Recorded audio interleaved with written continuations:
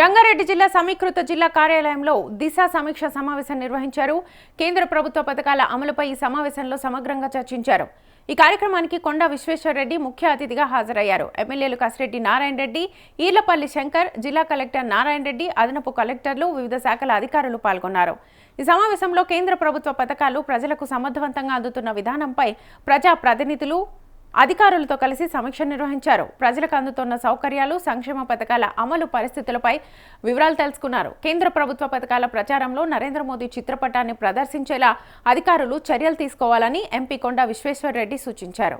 దిశ committee అనేది అభివృద్ధి కొరకు కేంద్ర ప్రభుత్వము రాష్ట్ర ప్రభుత్వం కలిస్తే తప్ప అభివృద్ధి కాదు. ఎందుకంటే అమలు చేసేటివన్నీ కేంద్ర ప్రభుత్వం ఎన్నో స్కీమ్స్ పెడతాయి. కొన్ని స్కీమ్స్ ఇక్కడ మంచిగా ఎట్లా కావాలని ప్రతి డిపార్ట్మెంట్ను ప్రత్యేకంగా ఎక్కడైతే కేంద్ర ప్రభుత్వం స్కీమ్స్ ఉన్నాయో అవన్నీ కూడా రివ్యూ చేస్తాను ఈ మీటింగ్.